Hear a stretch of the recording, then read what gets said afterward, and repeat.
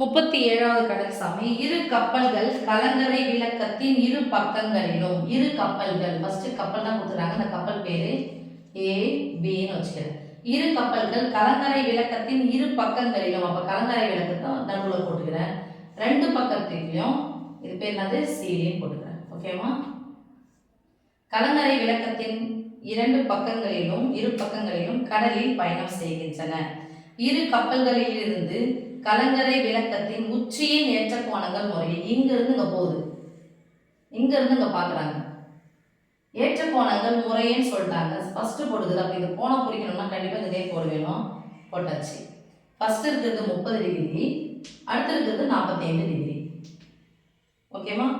45 degree ஆகும். கலங்கரை விளக்கத்தின் உயரம் 200 மீட்டர். இதான் கலங்கரை விளக்கம் சிடி. இது 200 மீட்டர். எனில் இரு கப்பல்களுக்கு இடையே உள்ள தொலைவு. இரு கப்பல்களுக்கு இடையே உள்ள தொலைவு என்னது? ஏபி. அப்ப இந்த ஏபியை கண்டுபிடிக்கணும்னா இது ஒரு முக்கோணம் இருக்கு, இது ஒரு முக்கோணம். அது என்ன முக்கோணம்? செங்கோண முக்கோணம். அப்ப இந்த முக்கோணத்துல ஒரு தீட்டா கண்டுபிடிக்கணும், இந்த முக்கோணத்துல ஒரு தீட்டா கண்டுபிடிக்கணும். அது என்ன தீட்டாவா இருக்கும்? இந்த கோணத்தை தான் தீட்டா. இந்த எதிர்பக்கம் இந்த பக்கம் வேணும்னா என்ன பக்கம்? அடுத்துள்ள பக்கம்.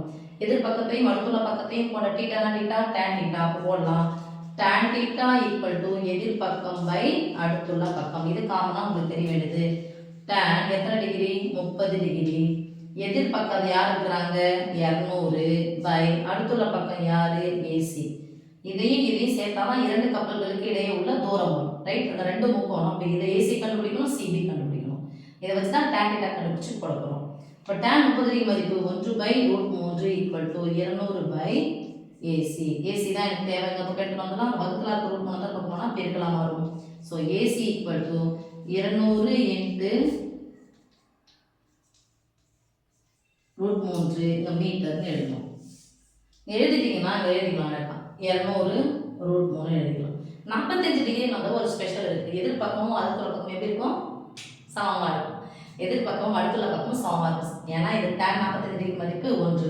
அடுத்தது போடலாம் tan 45 டிகிரி ஈக்குவல் டு எதிர்பக்கம் பை அடுத்துள்ள பக்கம். ஸோ எதிர்பக்கம் 200 பை அடுத்துள்ள பக்கம் இந்த முக்கோணம் தான் சிபி. 45 டிகிரி மதிப்பு 1 ஈக்குவல் டு 200 பை சிபி. அப்போ சிபி இந்த பக்கம் எடுக்கணும். ஒரு CB CB equal to 200 metre. அப்படின்னா அது 200. இது ரெண்டுத்தையும் கூட்டினாதான் எனக்கு என்ன கிடைக்கும்? இரண்டு கப்பல்களுக்கு இடையே உள்ள தூரம் கிடைக்கும்.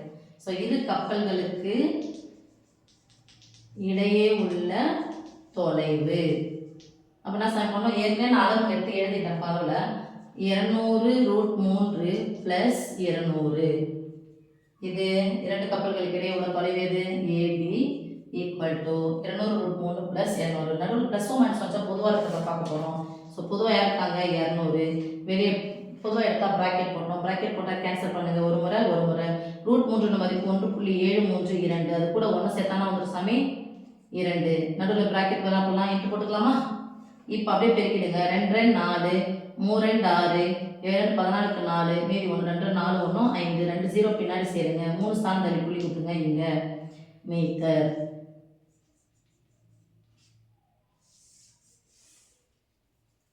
ஓகேவா? இப்போ எப்படி மார்க் நமக்கு தர போறாங்க அப்படின்னு சொன்னா இதுக்கு ஒரு 2 மார்க், இதுக்கு ஒரு 2 மார்க், ஆன்சருக்கு 1 மார்க், 3 மார்க் முடிஞ்சிடும்.